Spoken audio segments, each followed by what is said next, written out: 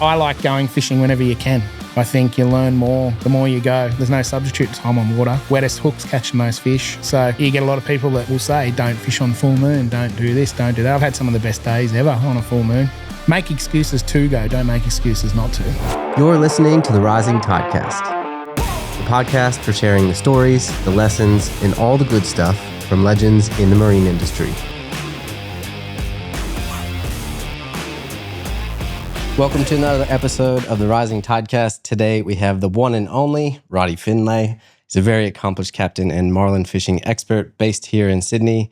He's got a very deep background fishing and boating, and he's run quite a few amazing vessels, Vikings, Grady Whites, even owned a Grady, and you built your own family boat, Murrifin, with his brother and dad, and we've been on some pretty epic trips together on and off the water. So welcome, Roddy. Thanks very much, Steve, and that's very flattering. Thank you. Yeah, stoked to have you on. We've had many great chats, and I think you actually probably part of the reason why I got so into fishing in Sydney too, catching so many marlin with you, basically from the get-go. I see you as quite the master at the craft, but your journey in boating, I think, began with your family a long time ago, and you've run a lot of amazing boats. You still do, Vikings and Grady's and stuff, and when I think of you and a boat, I think of Murrifin. So tell us a little bit about Murrifin for people that don't know. Yeah, well, so the original Murrifin, Dad built from scratch before I was born. So I grew up into it. I don't know life without a Murrifin. There was a period where we'd sold the old boat and hadn't launched the big boat. It was probably the only time we never had family Christmases on the water. I didn't spend every Easter school holidays, the entire period, out on the water. But yeah, so my family took me boating from I was obviously born in April, and they took me out on the boat for about 2 weeks later. So from a very young age, I grew up doing it. My whole childhood was spent in the Northern Beaches area. The boat was always kept. We lived in southwest Sydney and used to drive an hour and a half to the boat every weekend, but we spent my whole childhood, every weekend. Every Christmas, you'd be up the river for a couple of weeks, go up the Hawkesbury. And then, so that progressed as we got older. We started exploring a bit more. What a way to grow up too. Oh, yeah. Awesome. I'm extremely lucky and privileged to grow up that way. So tell us about Murrifin, what is it? How would you describe it to someone who hadn't seen the green machine before? It's a complete one-off. My brother designed it at about the age of 15. We started building it when he turned 17. I was about 12 and a half, 13, mid-90s when we started building it. We relocated to a property where we could build a shed to start building it. And Dad was always talking about building a bigger boat or a newer boat. As a kid growing up especially, I never thought it would happen. And then we built a shed, and then, bit by bit, we started placing it all together. Is this something that you always did, or what was the why behind building Murrifin in the first place? I think Dad always wanted something that was his own. He had his own mark on it. My mum's side of the family that grew up in the Northern Beaches built boats up here. My grandfather never met, Eric, he built a few boats, and a few of them are still on Pittwater and not far from this studio. So the first boat Dad built and the second boat were probably purely on cost. He was an engineer working for Volvo Trucks as a state manager. And a lot of the materials he built the boats out of came from the parts they were packaged in. All the parts were packaged in marine ply, and he used to unpackage the parts and set the building materials aside. That's awesome. And build a boat for himself out of it. The original Murrifin was built as a family boat to go up the river. It was never built as a sport fishing boat. It only ever did about 8 or 9 knots. And he wanted to build a bigger, faster boat. When we started building it, everyone in the area probably fished in a 35-foot Caribbean. And not many production 40-foot boats existed. It was not, there was Rivieras, but they were not probably a sport fishing boat, and he wanted to put his own twist on it. And from a cost point of view, if you built it out over 5 years, you could just buy it and do it as you could afford it. Was sport fishing a big thing in his life growing up? The fishing side of it for Dad, he liked bottom fishing, going out with some mates, but he was going home at 1 or 2 o'clock on a Sunday afternoon. He'd had enough. And me, my brother and my dad started going out offshore more and more. I remember going offshore probably from about 6 or 7. And, my brother was 5 years older than me, and we used to just go out and bottom fish, and we have to convince him to put one outrigger out. He didn't want to put both out. Why? What was that for?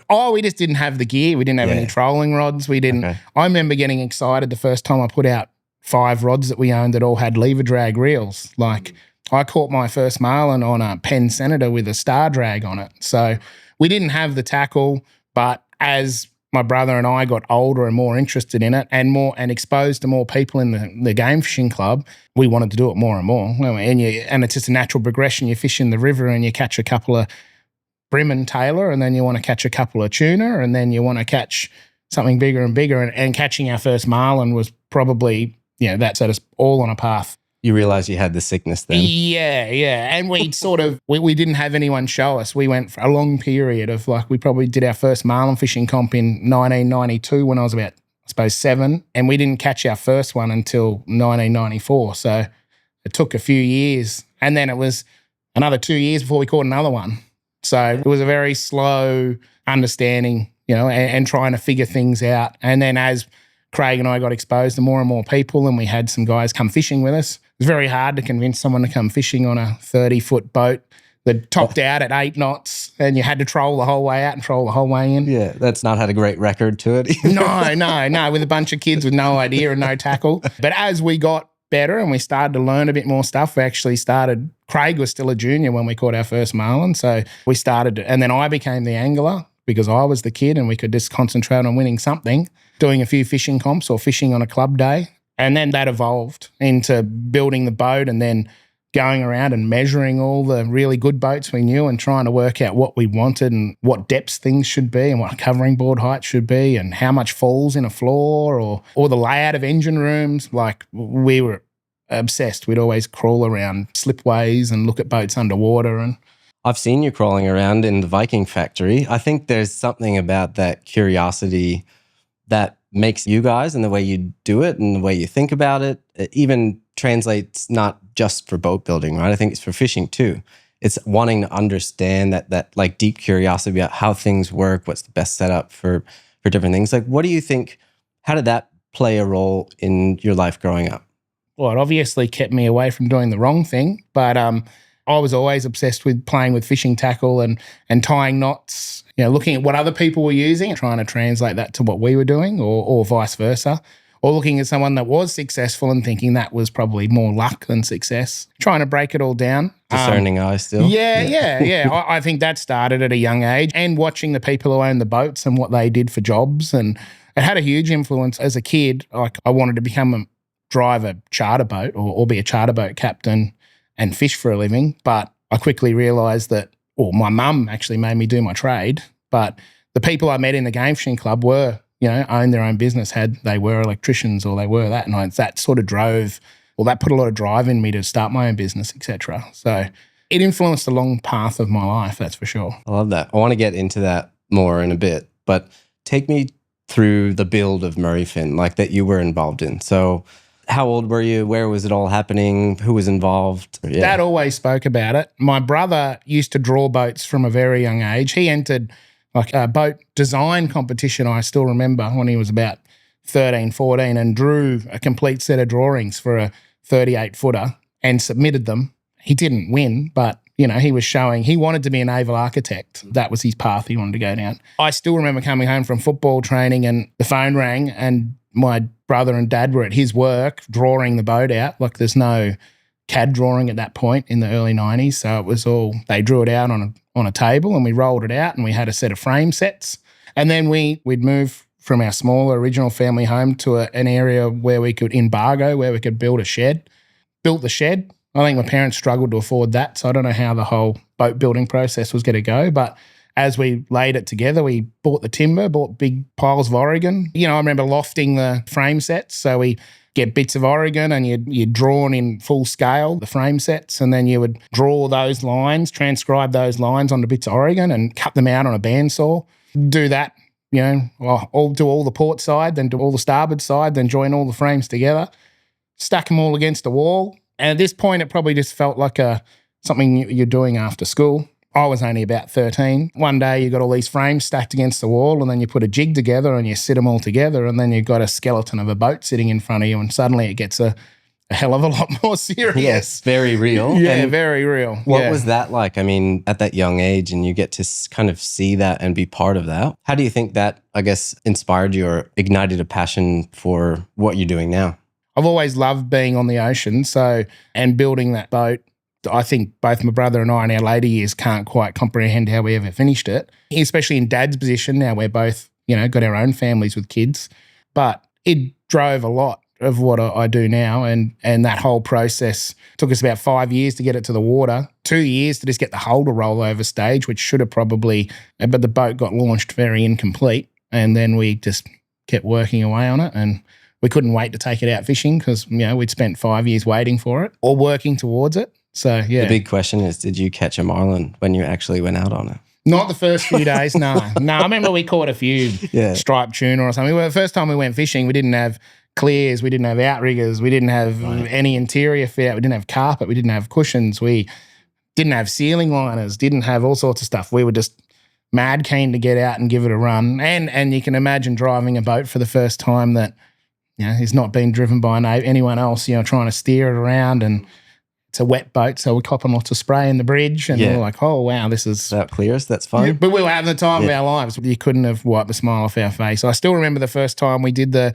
initial sea trial with it. Dad wanted the boat to do 24 knots flat out, and we got to 20 knots, and he was excited, and then we got to 24 knots, and it was ecstatic. But we had a lot of problems to solve. We had vibration issues, and there was always a problem-solving path, and the boat's always been constantly evolving. What were some of the biggest challenges of building a boat? Because, there's custom boats, there's production boats, and then there's do it on your own in a shed without a naval architecture formal degree. I would imagine there's a lot of figuring things out and things that come up. What are you thinking back during the build process that you were part of? What were some of those bigger challenges that you guys faced?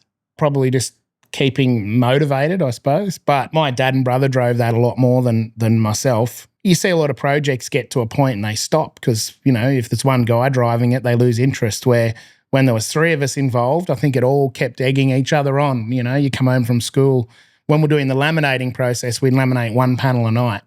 So 5 nights a week we'd be out in the shed till 10 o'clock rolling out fiberglass resin, laying all the cloth down, coming in with big piles of resin on us on our skin and legs. It wouldn't... but the motivation side of it, I think, was that would be the hardest part. The technical side of it, my dad and brother are freaks. They could work that out, and that continued to get worked out from after it got launched. It wasn't like we put a perfect product in the water. It was far from perfect, and it's been a long period to get it to what it is now. So how many years has it been in the water for? I was launched November 2001. She's coming on 24 years old. And we could design a better boat, no doubt, but we couldn't make a boat with better accommodation in it for its size. We couldn't make a better fishing boat. We could probably definitely make a better travelling running boat. But even that, it does well. It's unbelievable how well it came out, and considering the circumstances it was constructed. And that's kudos to my dad and my brother. I didn't get to influence that at any point. But that's awesome. Just something that you build that you're proud of that actually works. And you guys win tournaments and stuff. You grew up going fishing together all the time and spending that family time together. That's pretty cool. Oh, yeah. Yeah, no. And I think the only thing we wanted to do, my brother and I wanted to do, was win our club competition once. That was our goal. And we sort of did that the second year it was in the water. And that was just through pure perseverance. Yeah. But we started to work out the thing we'd built was actually quite good at its job. And we were probably always a little bit critical of it because we weren't exposed to lots of other boats, but then you go on a few other boats and you realise, wow, our one's much better. Yeah, our one's much better at a whole bunch of scenarios. What do you think that's due to? I think due to a lot of nous, a lot of the way we've built it, how strong it is. It's just, I think, a bit of it's luck, but a lot of it's nous. This was the third boat my dad had built, and he'd obviously spent a lot of time crawling around looking at things. My brother didn't have the naval architecture experience, but he was measuring and looking at lots of existing hull shapes. And the hull's not perfect, but it's certainly an awesome fishing boat. And it's certainly the one, if I had a real big giant Marlin on, I'd still want to be driving it after it because it's a great boat in reverse.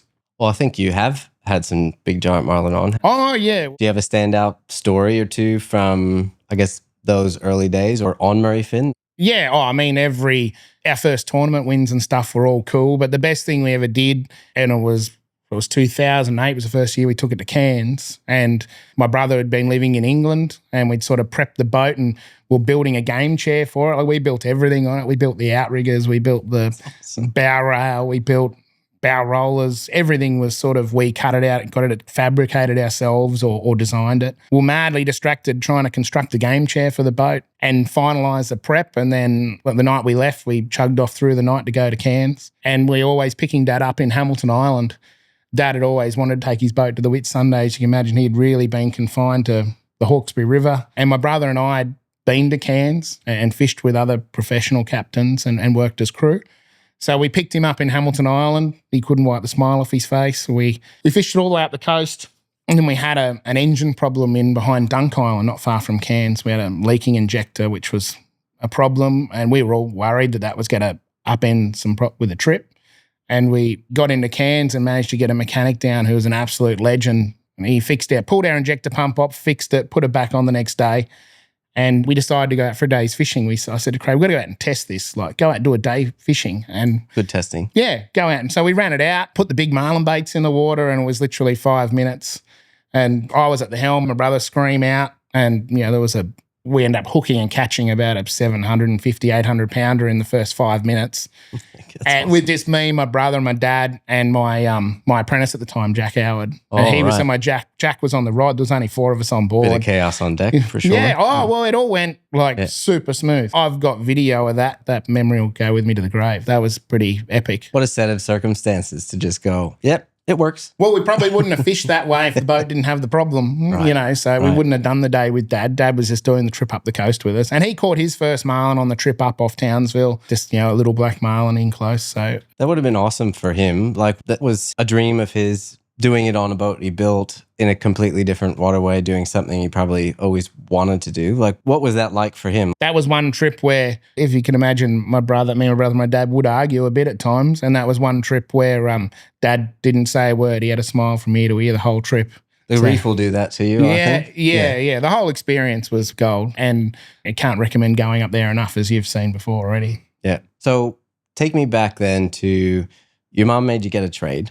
You saw these guys that were in the fishing clubs. They had these beautiful sport fishes, but they also had their own businesses and trades. And so your mom said, you have to do this. And you did it. So tell me a bit about your business, Excel Cabling. If given the freedom, no doubt I would have gone to Cairns as a 16-year-old, and that's probably all I would have done and known. Decky for life. Yeah. And I wasn't that interested in school. I definitely didn't work that hard. I probably spent a lot of time staring out the window, wanting to be on the ocean. So I left school in year 10, did my trade, and was working in the fit-out industry. And then doing that style of work I found challenging because it was a project. It had 8 weeks to do it. We had a short time frame, and you couldn't miss schedules. In the commercial industry, there's no leeway. Yeah, right. There's liquidated damages at the end of the contract, which costs a lot of money. So I found that side of it interesting, but I was always, soon as I had the opportunity, as soon as I finished my trade, I was going to go to Cairns. That in itself is not an easy thing when no one knows who you are. I was very lucky that the people I knew within the game fishing club sort of helped me into the job. I tried to look around and get a job somewhere, and Bill Bilson, who I ended up working for, he was a Broken Bay Club member, and one of his best mates, Wombat, Cole Grimes, who I'm sure you would have seen around the traps, he rang Bill and put in a good word for me, and I ended up on Bill's boat. But the first time I went to Cairns, I'd never been on a charter before. I'd never seen the Great Barrier Reef before. I didn't think I was green, but I was extremely green. Luckily, I knew a fair bit about an electrical trade, and I knew a fair bit about boats. So my fishing was hopeless, and my boat knowledge was just enough. And then, I learned a huge amount from Bill. To the deckies out there listening, it's an amazing job, but it's a lot of work and a lot of learning, I'm sure, for you. So what was that like for you, and what was that first season like? It was an extremely tough learning curve. The other crewman I was working with, who's Dave Kasser, who was an extremely good fisherman, way better than me. It was only really me and him, and we were both young. We were both 20, so we didn't have a really good number one decky, I suppose, that knew the whole job in its entirety. We got Steve Haygarth Bill employed Steve Haygarth, like Hoggy, for a couple of weeks, and Hoggy put us through, showed us some stuff. But boot camp? Yeah, a bit of boot camp, but Hoggy's such a fun guy to be around, and he was probably doing little bits and pieces we didn't know about on the side. But my first day fishing up there, we caught a 750 pounder on a lure on Linden Bank on a day trip. I still remember seeing the fish come in because Bill said, I'm going to go out here, troll a few lures around, have a look, and we'll put some baits out. I'd never seen bait rigging of that size before. And so I was trying to get my head around that. And staring at the bait rigging table, and Bill said, "Oh, here comes a fish on the left." And I turned around, and I saw it approaching the lure, and I was like, Jesus, that's a big marlin. It could look like a crocodile, is all I could describe it as. It was wide as anything, and it came in, ate the lure, and I thought, we're not going to hook this surely, and hooked it up, and then we cleared the gear, and I was used to all that period, and then Bill's driving was just like you're going up 3 levels. And then I remember Dave grabbing the gloves, thank God, because I was terrified. And he got it on the leader and jumping, and he let the leader go, and the rod snapped down on the covering board, and we were just, it was all happening. And it was big marlin. And I was like, I got to the end of the day, and I remember ringing Craig and telling him about it and saying, I don't know if I'm cut out for this. Like, it blew my mind. And then that season is still the best season I've seen on the reef. We end up catching 105. If I was better at my job, me alone, we probably would have caught 120. We lost a few for different reasons or whatever. There was a lot of big marlin there in that year as well. So, yeah, it was a huge learning curve. What an awesome experience, though. And I mean, to where you are now, like knowing and also thinking back to when you first started and were interested in marlin fishing and didn't have anyone to give you a fast track, going there and you're getting all the answers, straight away kind of thing, and then putting it into practice every day, because you would have had a massive season too. Yeah, we fished 90 days straight. Like, we started on the 7th of September and we pulled it up, I think the 10th or 12th of December. Like, he went right through. Bill was he's still one of the few owner-operators, privateers, where he owned his own boat. So he had to work efficiently. Probably his attractiveness for getting 2 young guys that he didn't have to pay him much money to pump up his profit margin a bit. But he was an exceptional teacher. And we still had a great season. And we come second in the Lizard Island comp that year. We won a few dailies. We did do well in the end. I'm probably downplaying some part of it. And I'd always wanted to go there. I mean, I was always looking in the back of he had an ad in the back of Hardboard Tackle magazine with a giant marlin. You'd watch videos like the Malcolm Florence videos with the giant black marlin on the Great Barrier Reef. I dreamt of going there. I remember seeing Lizard Island for the first time and just, was in awe of the place because it was something I'd seen on a VHS copy that I used to hire and watch till it was worn out. It was a dream to do it. And I did it for a couple of years with Bill. So you went back for the second season, bit more prepared, bit more knowledge. And the second season was way more enjoyable for myself. My whole body was falling apart. I was having heat rash problems. I have all the issues with, like, I used to get real bad infections in my hands. So looking after my hands, obviously you're handling fish every day. You're getting nicks, cuts, everything's wet. And then and it's hot. My body was falling apart by the end of the first season.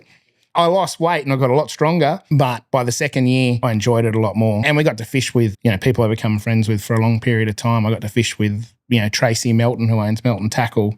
I got to meet a guy called Ben Travis, who then took me to Carbo for the Bisbees. I got to do a lot of stuff, and that was all thanks to the exposure Bill gave me. Awesome jump off point. How many seasons did you end up doing up there working with Bill? And then what took you away from the reef? During my second season, there was a client that I knew, Matt Sanders, and he said to me, "What are you doing after the season finishes?" And I said, my previous boss basically put an ultimatum on me. I was happy to let you go last season, but you're not going next season. I said, well, there's no way I'm not going. Yeah. So I'm going. At the end of that season, I was going to use my wages to fund my business, to start a business. And so unbeknown to Matt and I, we'd work very closely around each other, me for my old boss, like on similar projects where I was on one floor and he was on the other doing government jobs and stuff. So we got talking about that, and he said, what are you going to do at the end of the season? And I said, well, I'm going to start my own business just to do for 9 months, and then I'll come back up here. And he said, when you get back, ring me. I've got a lot of work. I could help, we could do a bit of work. And I said, okay. So I got back, I rang him, and of the 10 people that probably say to you, you're starting your business, I'll give you a bit of work. He was true to his word. He gave me a job to do for the Breast Cancer Foundation, which I had to do for free. Yeah.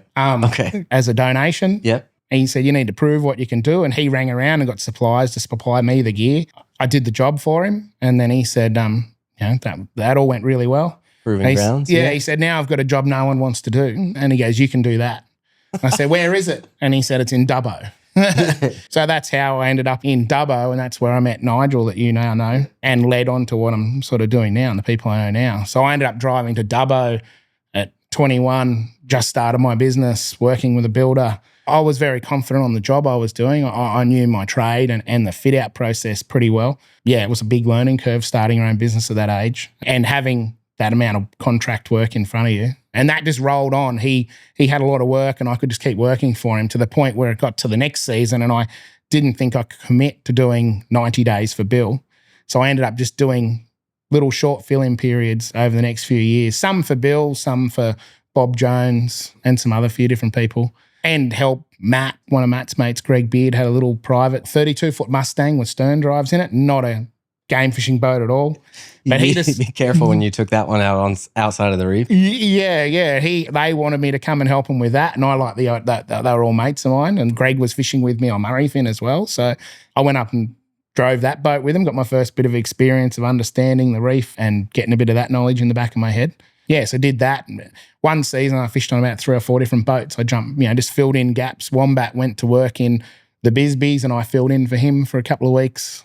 It's amazing where it can take you. Like, obviously, if you find the passion, the thing you love to do, and then it opens up all these opportunities because you're so laser focused on like, I've got to do this. I must get back there. Yeah, my journey to the Bisbees was quite funny because it was the second job I did in Dubbo. I got this phone call out of the blue from Ben Travis and said, Roddy, you want to come and fish the Bisbees? I've bought a boat. And I'm like, okay, but I can't. I've got this contract. I'm doing this job. Like, I'm in Dubbo.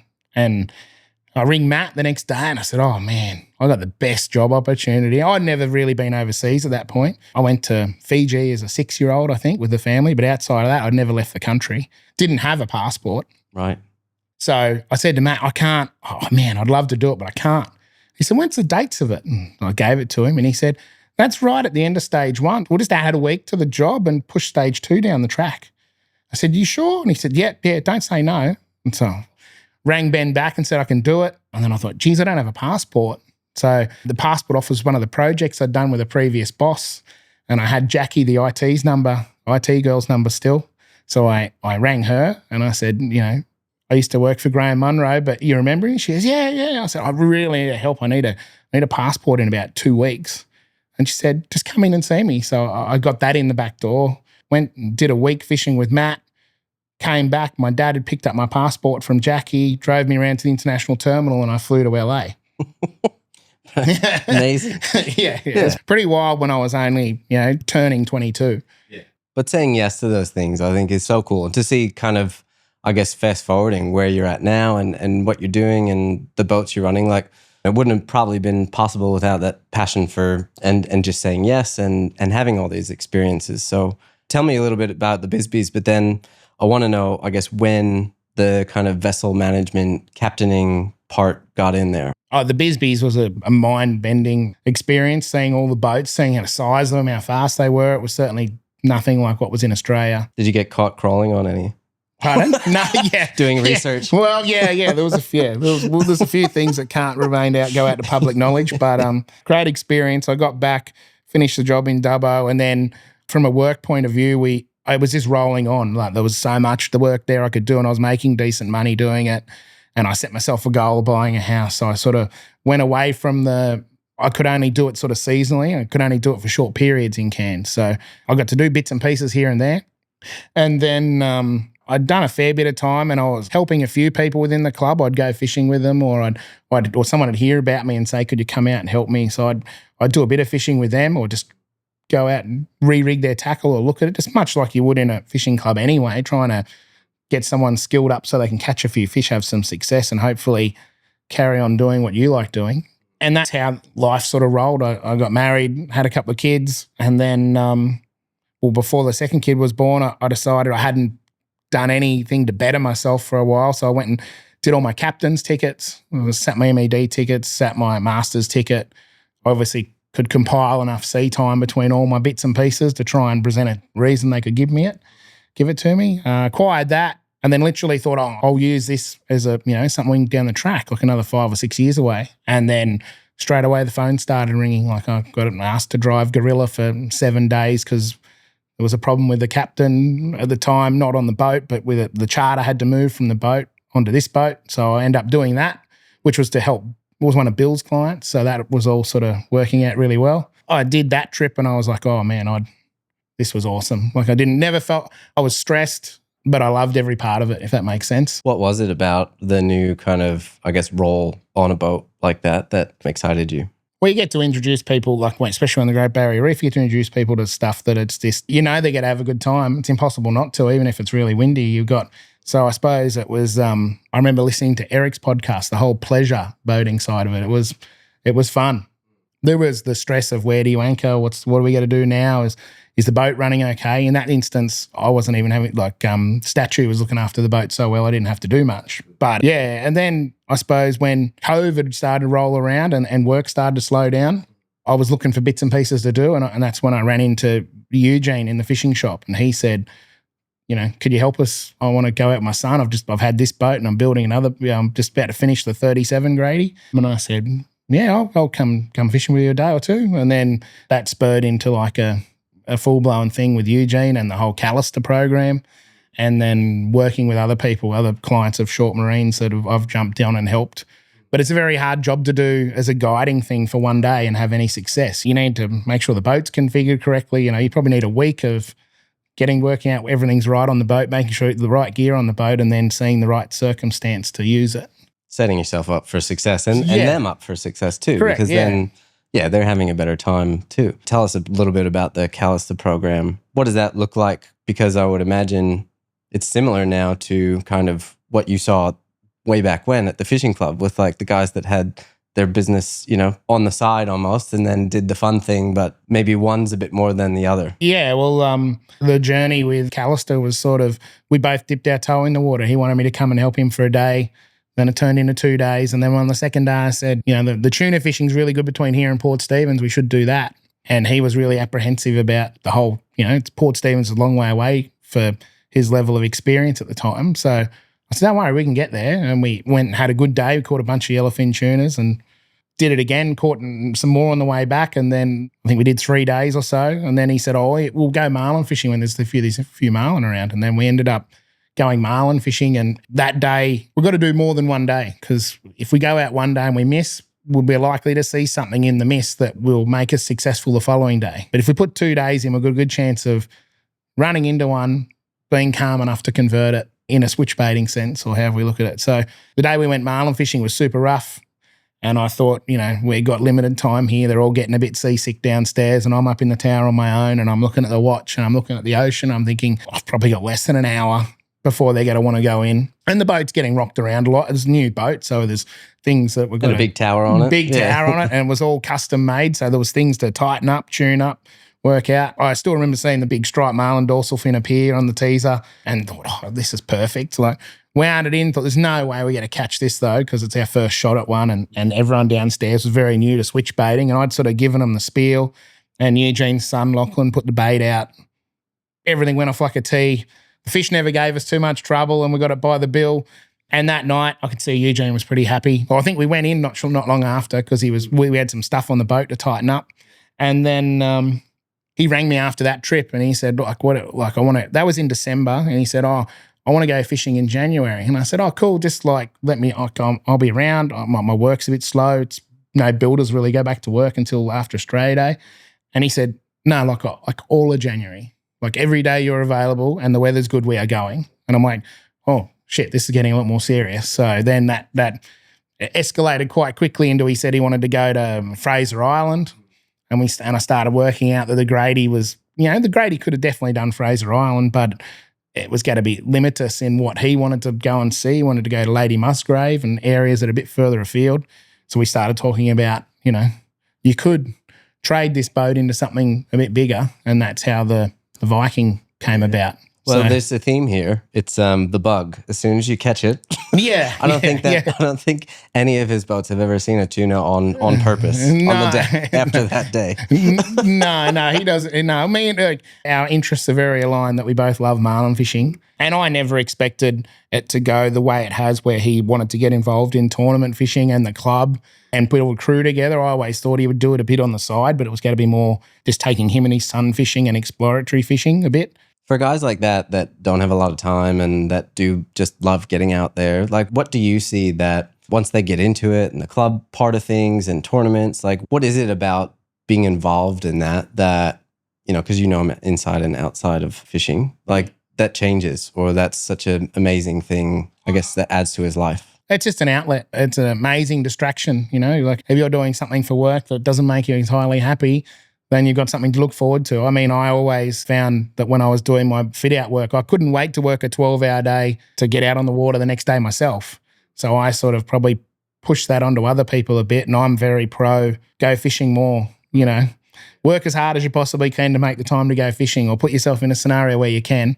And with Eugene, it was always meant to be, he called it Marlin University. He wanted me to teach him why I was going places, how we were doing it, why we would change from the different techniques we were doing on day-to-days. Shares that similar curious mindset. Yeah. And so that's how it started. And then I think he just I think he found it way more relaxing when I was just doing it all. He didn't have to worry about parking the boat, or if something broke, he wasn't the one limping the boat home trying to work out what to do next. I'd just that was all on me. So I think that made his fishing more enjoyable. So I ended up in that role with him, which then other people started noticing and asking me to do it more. So then what transpired, and then what do you think is the reason that, I guess, people look for someone like you, or that this happened to you? With Eugene's boat, we eventually got it to Fraser. We're up there doing what we had set about doing, which was, I think even he was a bit apprehensive until the last minute. He was always right on the edge of the limit of like what he wanted to do. Commitment? Yeah. And trying to work out, a bit apprehensive about it all until he got exposed to it. He didn't know what living on the boat would be like, a liveaboard would be like, staying in the lagoon. He never experienced any of that, and I was still very pro pushing it. So we went and did that trip, and in amongst all of that, Nigel that I met in Dubbo, he was working for a guy from Dubbo that was looking to buy a boat, Wes. He bought a boat from Short Marine, and then I took him fishing a few times in that with his sons out of Sydney. And then I was scheduled to take him fishing with his sons in Sydney, and I was in Fraser Island, and Eugene had to go to work, and he had to do a couple of days' work on shore. And so there was this time period when I said, I don't really want to fly to Sydney. I reckon you should come up here. And so Wes came up and he got to experience what the Viking was like. And we went around the top of Fraser, and I could see that lit something in him. He saw there was an avenue of boating that he'd never been exposed to. So he came straight back and bought the 54 that was sitting there. And then I remember him buying it and going, what are we going to do now, Roddy? And I said, I'll put some ideas together. So I made this draft calendar for the Cairns season last year. Well, tell us about your first day out in that 54, because I got photos of that and I was just like, oh my God, I'm so jealous. With Wes, we wanted to catch his son, his first Marlin, and he's an extremely time-poor guy. He's the most time-poor guy I've ever met. Can't even get a full minute on the phone with him a lot of the time. But I said, give me 3 days over Christmas and we'll catch a Marlin. But you got to give me 3. And I knew when he was in Sydney and when he was leaving. And the first day he said, no, I'm going to go to the beach. And the next day, I'm going to do something with the girls. And then so he left me 1 day. And I said, well, we've got 1 day. I said, I know where we can go, where we'll definitely have an altercation with 1 or 2 of them. But I haven't been there fishing myself for a few months, or a month. But we have to go that way. And it's a long run. And so we put the long run together, and I was worried the whole way. Like I was burning. I estimate I was going to burn about 2,000 litres of diesel for 1 day's fishing, which, is a lot to some and not much to others, I guess. But it was a long way for a Sydney fisherman to run 80 nautical miles. I remember slowing down, putting the gear in the water. I'd never fished on the boat before. I didn't have everything set up correctly, hadn't spent enough time on the boat. And we had some bags of fishing tackle and put it out and caught a marlin within the first hour. That was cool. We ticked that box, and then the day just got better. We had a double header on and caught another 1 or 2 for his mates. So we ended up with 4 marlin, I think 4 or 5 marlin. And then there was a little trailer boat next to us and said, hey, we had no name on the boat. I don't think it had Red Joe stickers on it either at that point. And they said, hey, Grey Viking, there's a whale shark here. Are you interested? And I'm like, oh, that's rare. So we drove over to the whale shark, and the whale shark swam straight over, and Wes's son said, can I jump in with it? And I said, sure. And he jumped straight over the side, and I thought, this is just and the day's weather got better and better and better. And then I said, guys, we can run in and we'll be back in Sydney by 5:30 if we leave now. And they're like, yep, let's do that. And so that boat is such an amazing running boat, as you've experienced. We ran back at 33 knots. It chews up the miles so fast. Yeah. And we were back home in the pen, caught 4 marlin, or in and out of Sydney in the same day. And I think Wes thought, oh, this is easy. Like it's and I said, it's not going to be like this all the time. Yeah. We did a few more days out of Sydney, and then we made the draft to take it up. And he's got a large business with a lot of staff. And I said, here's what, if I had your boat, this is what I would do. And I can't commit to a full season like a charter guys can, doing 90 days away. I still had work commitments of my own back here. I wasn't full time doing it for him. But I said, this is what I can do and remain married and and a good dad.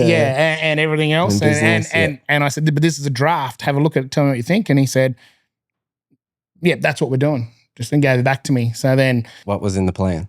Delivering the boat from the Gold Coast to Cairns and then starting doing the trips with his staff. So basically he'd fly up, 5 or 6 staff, and me and Lockie, crewman, would go out and take him out and take him fishing. And I had people just come and help in the interim. Like I had my brother come and help for a trip. I had Jay Kim from Fishing Station come up and help with Wes and his sons, and just tried to piece together a season where we could experience the reef the best way possible. We weren't looking to set records to catch the most, but I myself personally wanted a few altercations with big marlin.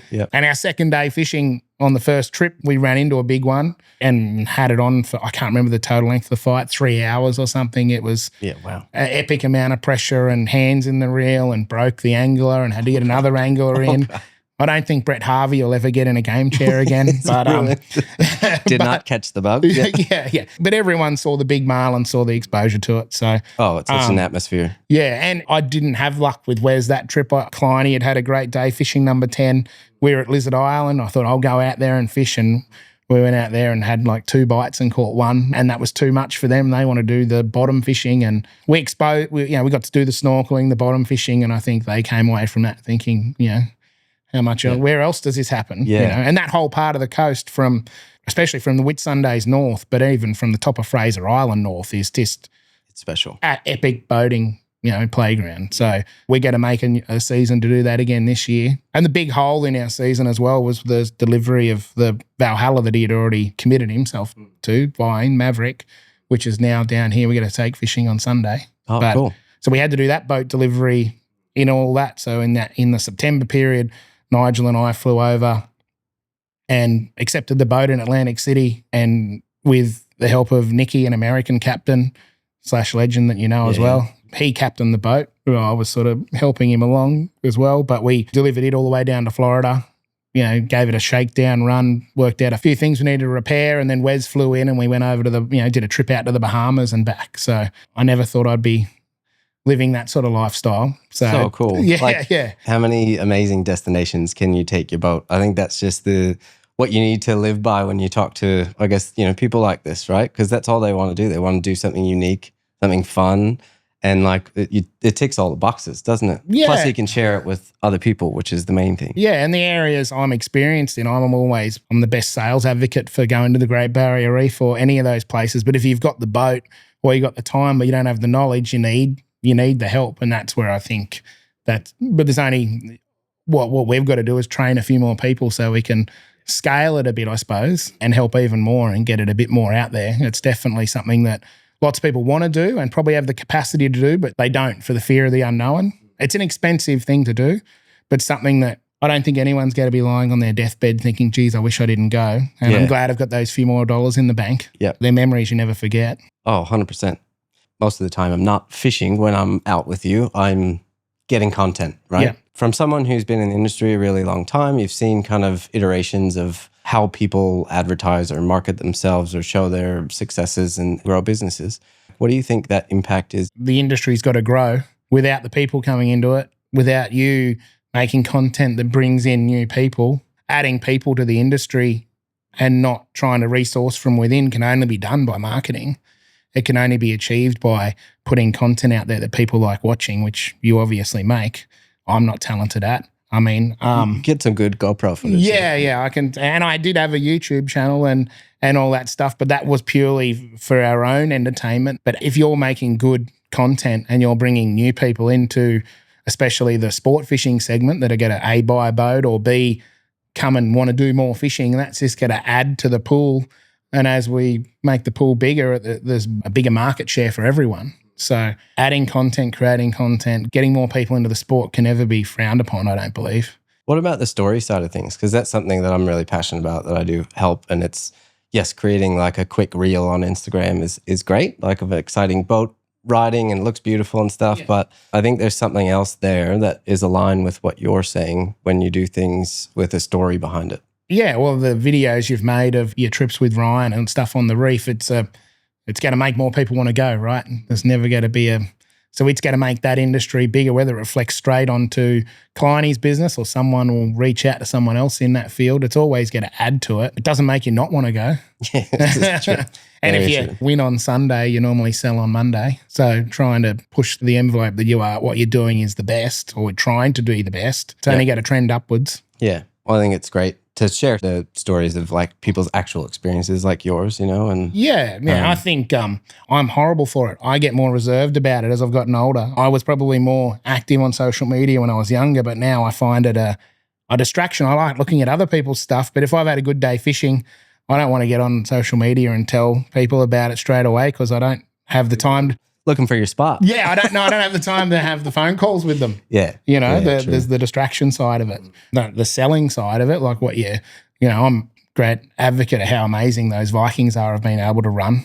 I'm getting to run them, but the buy side of it is I still love my own boat and I'll happily jump on in and go fishing any day. But they're an amazing piece of equipment that you can only sell by winning on Sunday. Yeah, that's awesome. You've obviously caught a few marlin in your day. As an accomplished marlin fisherman, what do you think are the biggest things that contribute to successful marlin fishing? Top 3 tips. There's no substitute to time on water. So it's not something that you should expect to go out and nail straight away. They're an apex predator. They're not everywhere. So working out where they are and where they're not is the first tip, and not thinking it'll happen on the first day, not putting in one day and saying, geez, I just wasted a day. A lot of the time when we're tournament fishing, we're pre-fishing. So we're fishing the day before, not to score a point, but just to get an idea of where to go the next day. And you can work with SSTs and look at current charts and work out an area that you think's right. Go there the day before the comp and it's not right. So that works. So suddenly you've worked out where to not to go the next day, which was why I told Eugene we had to go fishing a few days in a row to try and put the piece of the puzzle together. Do you recon work? Yeah, do a bit of recon work out where to go fishing, which can be easy at times. It can be hard. And sometimes there's lots of them, sometimes there's not. Yeah. Working at those, knowing it's not going to happen straight away. Setting expectations and understanding where you need to go. Yeah, I think number 1. What's number 2? Number 2 is rigging all your gear the right way. Like Sydney's blessed to have Alex's shop, who's you had on here already. You know, Alex. Fishing station, yeah. Yeah. I don't need to rig gear for people. I just tell them to go in and see Alex and J. Kim and... You have confidence it's done perfectly right. Yeah. I say get some lures this size. I don't care which ones you buy whatever ones you like. Get them about this size. Color. Yeah, choose your favourite colour, your favourite head shape, whatever you like. Make sure they rig it and they rig it this way and come back with, 5, 6, 7 of them and these rods rig their way, and we're not going to have a problem with that side of it. So setting yourself up for success with the tackle. The correct tackle. Yeah. That's rigged well and you have confidence in. Yeah, and getting advice from the right guys. And what's number 3? Number 3 would be, if you are going to go marlin fishing, sticking to it, not getting distracted, not doing a half day of that and then a half day of flathead fishing. If you really want to catch a marlin, you've got to, focus your effort on it. Probably outside of a tip is just making sure you're prepared for it on a boat sense, where you're going in your boat. If you're inexperienced, you're going a long way offshore where help is a long way away at times. And so you've got to make sure you are confident with your wiring, your bilge pumps, bilge alarms, make sure your outboard service, make sure you're carrying more fuel than you need, all that side of it, which is not the sexy side of the sport, let's face it. Yeah. No one wants to hear that advice. No. But it's more important than catching a marlin. Yeah. But it's more making sure you can come back. Yeah. And having enough fuel in reserve if the weather turns, or I say it to guys, have enough fuel that you could change spots if you hear somewhere on the radio. Being in a fishing club that's local to you that are willing to chat and share knowledge on any given day, or have a group chat that says, I went here, directs you to where to go the next day. Or if you're out fishing, you're in the wrong spot, you can have got enough fuel to go somewhere else. Pitching marlin is pretty much the best, most fun way that I've experienced to catch a marlin. What are the top 3 tips to make sure you do that successfully? I suppose having a switched on crew is the biggest part. Even day-to-day fishing, making sure your crew aren't sleeping, or that is a big part of seeing the action. Having your reels set up, like those Talica reels set up that they can free running drag. So when you do pitch the bait back, You're not going to bird's nest it, etc. Not really worrying about from a marlin aspect. We're not fly fishing, so the marlin, once they sees the bait you're putting back there, wants to eat it. So you don't really need to do the teasing side of it. You just need to, I think people get a bit confused in bait and switch fishing where they think you've got to tease it all the way in, where in reality, all you're doing is the fish is presenting itself behind the tease to let you know it's there. You pull the tease out of the water and you put the bait straight back. In our instance, when we're tournament fishing, we're putting more than one bait back and trying to fish for multiple hookups. That side of it is a big part of it. Not delaying. Having bite indicators, if you don't know what a marlin looks like, some people I can point a marlin with a dorsal fin this far behind the teaser and say, there it is, and they still don't see it. So yeah, you have some otherworldly vision when I've been up there with you. Well, trained eye. Yeah. I've spent a lot of time, a lot of boring hours. Well, they're not boring for me. I never get bored hunting or looking. That's one that's never, ever bored me, marlin. That's why I like driving so much, because you're constantly thinking, where can I go? What can I do? What changes? Should I look to troll a different direction? All those sort of stuff. But having a bite indicator on your teasers as well, either having it so it clips out of a clip, or you have some sort of clip that'll pop or a band that'll snap, so you know you've had a bite. Yeah. Driving around with hookless teasers is something that most people found pretty foreign when it first started. Now it's a lot more widely done, especially off Sydney, where striped marlin are by far the most plentiful fish there. Yeah. Awesome. How would you handle this situation? So big marlin close to the boat and suddenly dives deep. What do you do as the captain up top? Well, it depends on what line class it's on, but normally it sounds counterintuitive, but you push the drag up and you're not trying to forcefully slow it down, but you're trying to get all the stretch out of the line. So you've got a direct indicator to the fish, and then depends on what path it's taken, but normally you would go down current. So that's to try and make sure you don't have a belly in the water.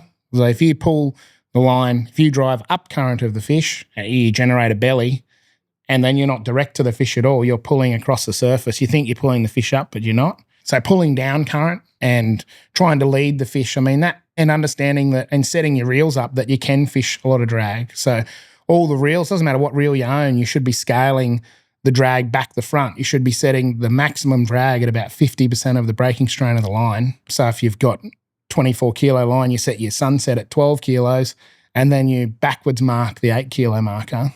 And that works all the way down the line classes. So when you're tournament fishing and you're trying to fish lighter line to score more points, if you've got someone that's fishing 5 kilos of drag on 10 kilo line, you've got a really direct connection to the fish. You can catch it a lot quicker. You've got the opportunity that you could break it off, but that's where the skill part of it comes in. Right. Yeah. Between the angler and the boat driver, trying to understand when we want the drag and when we don't want it. When I'm driving a boat, I don't want the anglers adjusting it too much. I'll tell them to play with it a bit, but I'll say, right, push the drag to here now. So I've definitely got yelled at for touching the drag before. Not by me, did you? No. Once and only once. Yeah, understanding that and running the whole, trying to catch a fish quicker. But if a fish does sound, understanding current direction and trying to put that into your favour straight away, so you're not fighting two things, is a big part. Yeah, it's so cool to understand the process, because you're backing down, you think, or you're chasing the fish or whatever, but to understand why you're doing that is very cool. Yeah, and understanding, trying to not leaving the drag at the same setting and just following the fish out to sea. If you try and direct I always say to people, very hard to pull a horse backwards, but if you get in front of it and you can pull him along pretty good, and you can probably direct him where you want him to go by pulling his head around. So if you know the marlin's hooked in the mouth and it's not worried about, and it's a big marlin for the line you're on and it's heading out to sea, you can get out in front of it and put a bit more drag on and try and pull it forward, or rub the leader around on its mouth a different way to upset it to get it to come to the surface. Then you've got the opportunity to drive like a madman and get a tag in it. And if that process repeats itself, that's when you start implementing a little bit more drag at a time. So you don't go to sunset straight away, you do it incrementally, because if you go to sunset and the fish reacts once, then it stops reacting. You don't get as many opportunities, where if you can put a little bit of drag on, get it to react, then it settles down, and you put a little bit more drag on, get it to react. You got to get yourself a few, especially on light line. That Port Stephens we just fished with what were large black marlin on 10 kilo line, catching 70 and 80 and 90 kilo black marlin on 10 kilo line is challenging. And so that's where all those tricks come in. And trying to do it quickly, because you're trying to score. You don't have a lot of time up your sleeve. Yeah, right. Oh, so much to think about. Yeah, And so, yeah. but also like so exciting. I'm sure a few ways to do it as well, but like that's obviously one of the proven ways that works for you. Yeah. Oh, there's many ways to skin a cat. Yeah. You've had some pretty special experiences. I think we've talked about a few of them. One that stands out to me when I first met you, you told me about the fact that you were on the boat with Al Mulgashin when the Mako bit the Marlin. When Yeah, bit when it he was in filming half. it. Yeah. Take me back to that from your perspective. Like, what was happening? What were you guys doing, and what happened? We were having a good day. We're fishing off Port Stephens. I was there to help Al, and Al was filming it. We had Phil Bolton from Fisheries, who was the angler, who's like heads up the New South Wales Tag and Release program, and we had a policeman on board, which later I thought about was probably a good thing. That's fantastic. A maritime copper. We'd already had a marlin jumping around the boat. We'd already caught a marlin that morning. That marlin had a free swimming fish with it. And so we kept fighting the marlin, but Al hopped in the water and swam off with the free swimming marlin. And he went a long way away. Like it wasn't even next to you didn't even have the bill. He just No, this was before in. the Mako incident. This is the fish before it. So he disappeared off and he got heaps of amazing underwater footage of this free swimming marlin. The marlin was super curious of him and like this, but he got a long way away to the point where we had to like stop chasing our marlin, tell him to come back and intercept him, got him back on board. So then we hook up another marlin. It was sort of mid-morning and we see this big mark on the depth sounder below the marlin. I'm like, there's another marlin here. Feed out a bait. So we fed out a bait. Nothing came up. And the marlin was fighting like incredibly hard, like just was not budging from the depth it was on. And Al doesn't like fishing light line. So we're pulling a lot of drag, trying to get it up. It just wouldn't budge. And this mark stayed there the whole fight. And we kept going around and around in circles and the bait never got eaten by what we thought was the other marlin. We pulled the bait in. And then we eventually got the marlin up to the boat and grabbed hold of it by its bill. And Phil's reached out and Al's jumped in the water to film it and photograph it. He's got a GoPro or an action cam running on the side of his camera. None of us saw the shark because the shark come up from underneath the boat, like from the opposite side. So Phil's holding the boat side, the same side I'm on. And I just heard the muffle come out of Al's thing, just, like that was the first thing I heard. And then he's put his head up and said, it's a fucking big Mako eating it. And it was shaking its head. And I just said to Phil, let it go, thinking that like didn't realise at what point it had it because I couldn't see the shark. But I'm driving the boat. It's a single engine trailer boat. And he's here. And then when the shark got the marlin in half, it turned around. And so I've got Al in the water here looking at me. I'm looking at him. And we've got like what is a 180, 200 kilo Mako shark between me and him. And I've got nothing. Like it's not a twin engine diesel boat where I could spin the boat over the shark. I can't. Only way to get to him is by driving away from him effectively. And the water turned to blood in amongst us. And Al took the photos, but there was that white-eyed moment of like, fuck, what are we going to do? And the Mako actually bit the marlin's tail off. And then I looked out the side and it followed the marlin's tail down as it pirouetted down. It swam off down. And I looked at Al and the water was like red with blood. And I said, Al, just swim straight. And we had a side door in it. And that's the audio. You can hear me. I said, swim to the boat, swim straight to the boat. And he pulled him in and we all, in shock. But we're also a bit, man, that could have gone a lot of ways. And Al's commentary on it is right. That shark could have bit him or eaten him at any point. Obviously wanted the marlin, but I got Al's footage, obviously went viral and I got in trouble off my mum for fucking swearing. So, and here you are again swearing. I think I said holy fuck and it got blipped. Oh, good. Yeah, so that was quite an experience. Do you think that was the scariest moment on the water you've had, or do you have another scariest moment that stands out to you? Yeah, everyone's had their fair share of failures or things go wrong on boats. Or was it when I dropped the drone and then you nearly minced me? Yeah. Well, you dropping the drone in the water of me instantly clicking the boat in reverse and then you jumping in and me trying to make sure I'm not in reverse, that was a worry. It was nearly part of a Viking. Yeah. I don't think I was in gear, but you have that horrible, as any captain would, you have that horrible second of he's gone in the water and the boat's going backwards. Like that was probably the most wide-eyed moment where I thought that shark didn't have to do much to Al for that to be a fatal accident, but it did not show any interest in him. It was quite strange.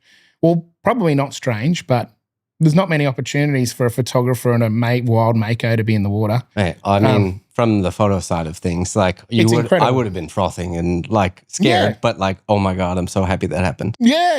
And we wanted the footage that showed from the boat that showed it was not a pole camera, which was the footage overhead, which showed, boat, marlin, mako shark, owl. And that was pretty crazy. We broke a prop shaft on Murrifin with Eugene on board, like from Callister. And that was pretty hair-raising for a few minutes because we thought, the prop shaft has slipped back and we don't have one engine. We think we are sinking. But just, I suppose, my brother and I just clicked into gear and we know where everything is on the boat. So there was just orders getting barked out and I was at the helm. He jumped in the engine room. Then I jumped in the engine room and then we stemmed that and got that fixed up. So that could have been a lot scarier than what it was.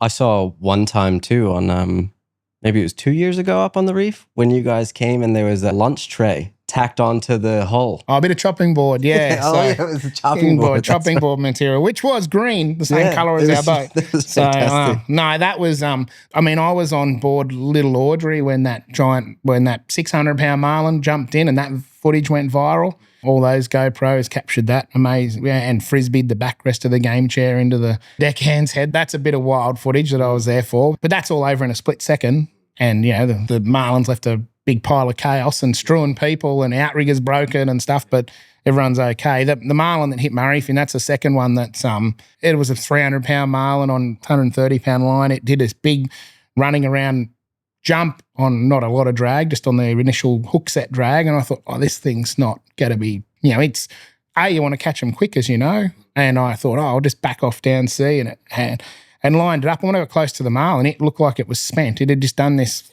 would have been 250-metre long jumping arc. And then as soon as we got near it, it just snapped and went into this big arc. And there's no way you could outmaneuver it. And it came around and jumped and hit us on our port side, put its bill through the side of the boat and its bottom jaw and went in on the waterline. But, the shape of a marlin's bottom jaw meant it was like a funnel effect. So as the boat was rocking, we jump in the lazarette and we're now sinking, like very slowly. Yeah. So that ended up our day. That finished our day, and you were obviously up there with Kleiny. And that's why I think it was funny you sent me those drone photos and you can see all of us looking over the side. Right. Yeah, we were all trying to piece together what we do, and we're lucky we got like an awesome crew of fish with us, a couple of builders like Stewie and Dan. And we just sort of went about the process of nutting it out. We got a bit of chopping board material and we looked at it, and we had a Makita battery drill and the screws and Sikaflex and gasket tape. It was windy that day. I don't know if you can remember, but I was in the tender. I felt responsible because I put the boat in that position. Yeah, so I'm in the tender with a battery drill and this contraption of a patch we made, like a bit of a Band-Aid. And we tapped the bill all the rest of the way into the boat with a hammer. And like you can imagine, you've got a 1.5 foot high chop wave coming through. I think it was high tide as well. Yeah. So there's a fair bit of wave action coming over the reef, and I'm in a tender tapping this bill back into the boat. And then we got the patch, and I thought, I've got one go at this. And we had it all pre-drilled. Took a bit of time to make it, like maybe an hour of dicking around and coming up with plans. Well, it's not like you haven't built a boat before. So. Yeah, had it covered in Sikaflex and a battery drill, and I was looking at the waves, and I'm like, I've got one go at this, and I've put one screw in and it like lined up perfect. It was even level with the waterline. And I just looked at my brother. I said, I can't fucking believe this. This is perfect. We can leave this on. That patch did like 1,000 miles. We put the remaining screws in and the battery drill ran underwater and we washed it out with fresh water and it still works. Wow. And then good advert for Makita. Yeah, and then when we got into Cairns, that was the second time we took our boat to Cairns. We left it light on fuel, so the patch was high out of the water, and we put a nice Sika bead around it, and then that travelled all the way home with us. It fished all the next season, the remaining next season, and then when we slipped the boat, that's when we repaired it. Amazing. Yeah. But what a blessing, I think, to also understand how the boat's built, how it works, so you can use your, knowledge and critical thinking to address situations that could be disastrous if you didn't have that knowledge. Yeah, well, the most vulnerable feeling I feel driving around other people's boats is thinking, do we have enough bits and pieces and spares on board, spare hose, spare things, spare bits of wire, cables, crimps, multimeters, tools, like your inventory list as you need things, as you get more experience, just grows and grows and grows to the point where it's not like a little bag of tools. It's a drawer full of stuff, like all cupboards full of stuff. You are the Swiss Army knife. Well, it's not just me. There is everyone. There is everyone. Yeah. Like me, my brother, Stewie, Dan. That we all came to it with that. But we've had other parts. Yeah, A crew of MacGyvers. well, people that you know aren't going to fall away under pressure, like when that prop shaft broke, and my brother's barking out orders, and everyone's understanding, and knowing what to do. It helps a lot. It helps a lot. Yeah, being someone that can operate under pressure, like fight or flight sort of scenario, and that stuff's going to happen. The more you're on the water, the more chance you get to have a failure of some sort, which will put the hairs on your neck stand up. Always an adventure. Yeah. I've got some rapid fire questions for you. Yeah. Favorite spot in Sydney to find marlin? Straight out the front, on the shelf, closest point straight to Sydney Heads. That's been our go-to spot in Callister, and never seems to fail us for some reason. Yeah, right. Yeah. Most memorable catch? Probably that marlin I spoke about earlier with Dad.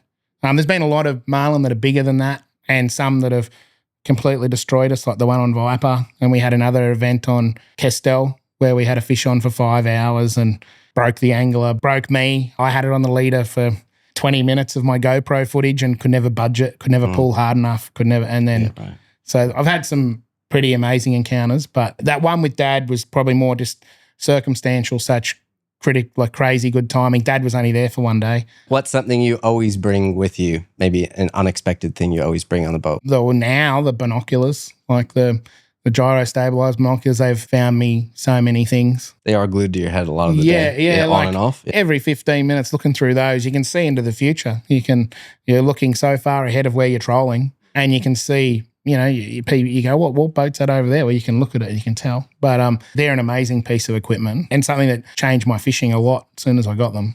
What's a lesson learned from a challenging day on the water that you've always carried with you?